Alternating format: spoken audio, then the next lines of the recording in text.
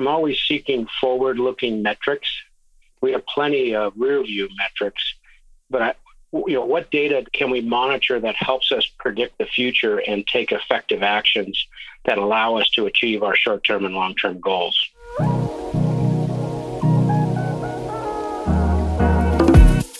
Welcome to the Strong in Six podcast. Are you feeling stuck in your business? Every growing business hits the ceiling at some point. Getting stronger in the 6 key components of a successful business will help you break through. I'm Sue Hawks, and I started my first company in 5th grade, and that might not matter to some of you, but it just tells you you're born an entrepreneur. It's not always pretty, but it does make you have a certain way of operating in the world. So I want you to know I'm not afraid to ask the goofy questions, the hard questions, because when you start out selling door to door with macrame plant hangers, you have a little different kind of view on the world. You've just heard from Jim Mikula, Vice President of Off-Road Hospitality. Okay, tracking data is one of the single most clarifying things you can do in your company. It's not the sexiest and it's not the easiest. It's hard to track because it's a trial and error mechanism, and no two companies have the exact same scorecard, even if they're in the same industry. I'm going to give a call to Rick Nordvold, founder and CEO of Growth Operators, to learn more. Hello, Sue. Hello, Rick. How are you? I'm wonderful. How are you? Rick and I are talking about scorecards, and in case you don't know what they are or you haven't used one before, they're key performance indicators, KPIs, or a dashboard of numbers that let you know if you're winning or losing the game, much like people use a scoreboard in a sporting event, so you know which team's ahead in a really tight game. I want to talk about scorecard and data, if you can believe that. This is my question for you. You and your team work through the process of creating both your own scorecard and perfecting measurables, but help others as well. Can you tell me about your journey, what you've learned, any aha moments, things like that, please? You know, we're in the business of putting scorecards together for our clients, but, you know, even so, we're constantly learning, and we learned a lot putting ours together, believe it or not. You'd think we were experts, but experts are those that know more than most. They're not those that know everything. So we learned a lot about our own business with the scorecard. This is always going to be hard, but we want to make it as uncomplicated as possible. So we just wanted to make sure that we had, a scorecard that was the right amount of information, right? I mean, it's like a dashboard, you can look at a dashboard and see that the car is functioning perfectly well, even without having to know the million things that are happening in the engine. I mean, all you need to know is a few things. And so with our business, that's what we did. We need to know at any given point in time, the most important thing is how many clients need our services at any given point in time, and how many people do we have on our team that can provide those services. And on the flip side, where I think we learned the most was just in figuring out demand side of our business. I mean, what I just talked about is, our people. That's the supply side of our business. It's the capacity to serve clients. Our machinery is our people and their brains. The demand side is how many clients are we serving right now? How much of our people's time does it demand, and how much capacity do we have to take on new clients? And we know that number, but then we just had to think about what are the activities that we need to do, that people on our team need to do in order to create more demand. Building your scorecard is the first step for you to really get crystal clear on what are the resources you have. So as business gets busier or slows down, you have the levers to start to make adjustments and stay profitable. So Rick's example using supply and demand helps us clarify, if you have a service business, how people's time is your inventory, just like a manufacturing company would have widgets or things they produce based on their client's need. Really important to get your arms around that kind of utilization so that you can scale as your business gets busier or slower. Building a scorecard helps you manage to that and make adjustments real time ahead of time before there's a problem. So really, I guess to summarize it also, it was a great opportunity for us to really just, sit back again and think about what really drives our business. And if it does, it should be on the scorecard as a metric or a number.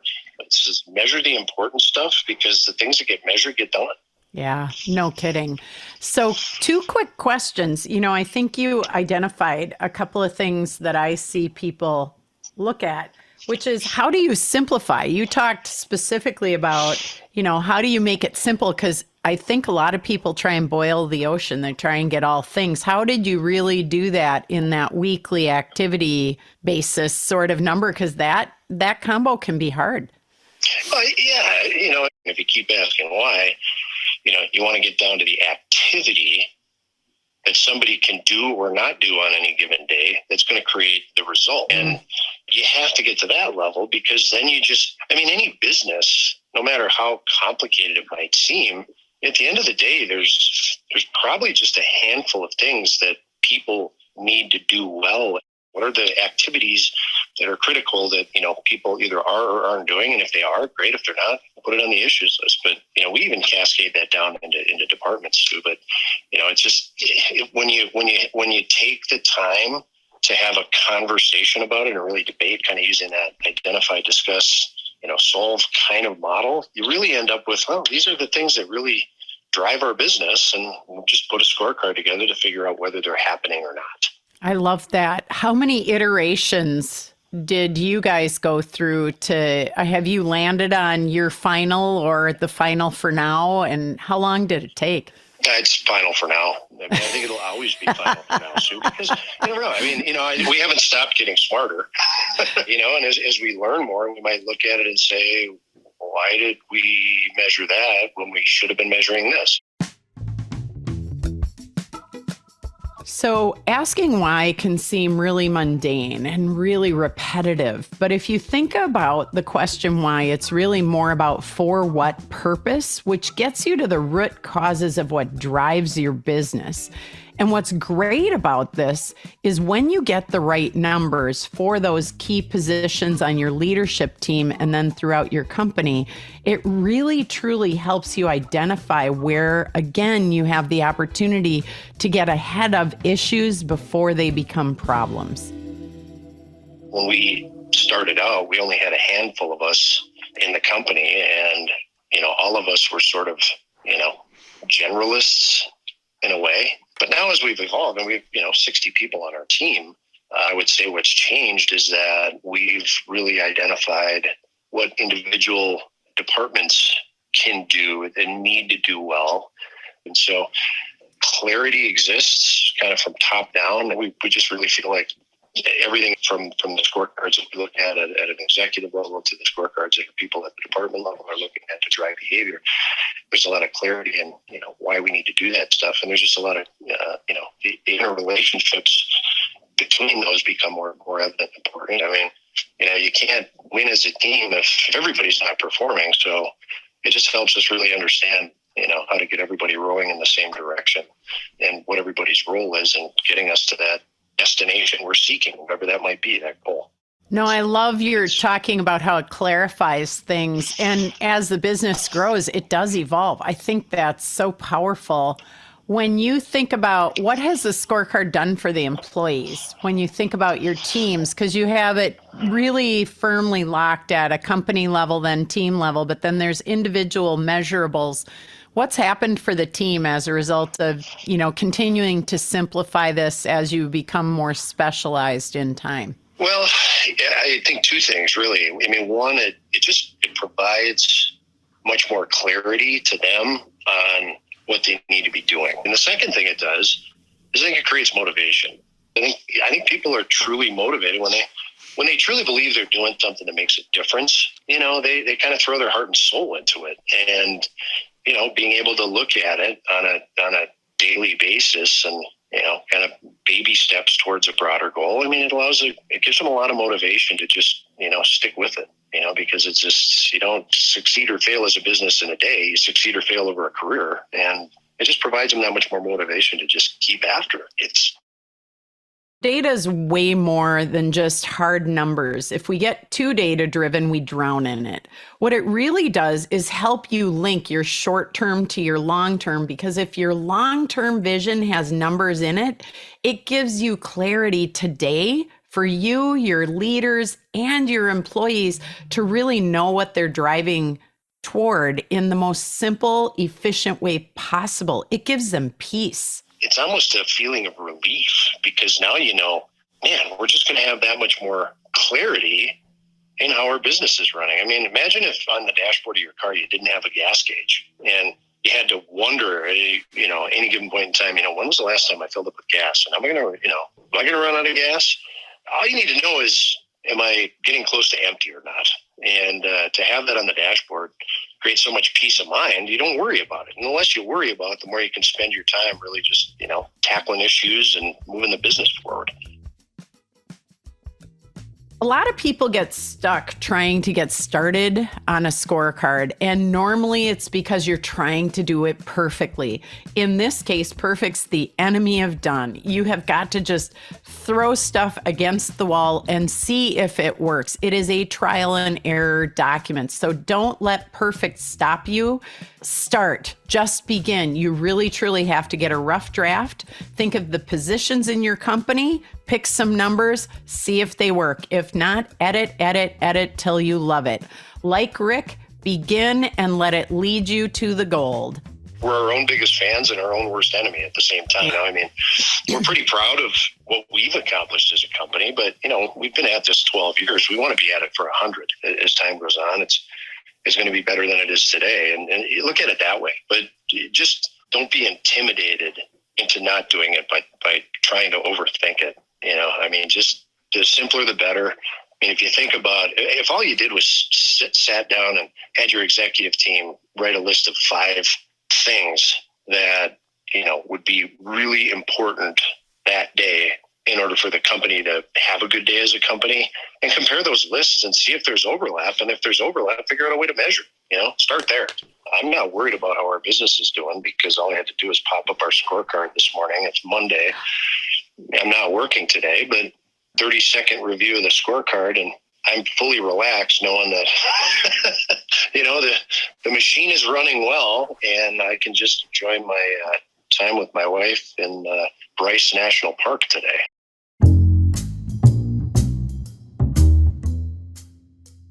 So I hope that we've catalyzed your interest on data, because it's the single thing that when you focus on it creates clarity and peace for you and your employees to really see the impact you can have by managing to numbers. Now we're going to call Casey Brown. She's the president of Boost Profits. Casey is the person I would go to if I had any questions around sales and pricing numbers to start at the top of your funnel and really get your sales to increase. Sue. Casey, how are you? I'm great, thank you. How are you? I am well. You're sounding very zen today. Oh, it's been a good day.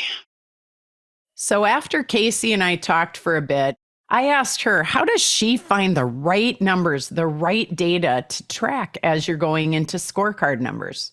The idea of the data component is to identify a handful of objective numbers that give us a pulse. And why data is so important is we know that what gets measured gets done. Data has to tie back to our VTO. It has to, track to our 3-year picture, and our 1-year plan should tie to our goals. It can't be overly subjective. So that really means understanding the why behind KPIs. Business goals need to lead to performance goals that turn into, leading measurables. We need to know what we want to have happen, why it matters. We need to know, if we can influence that outcome and who's responsible to indicate it or to influence it.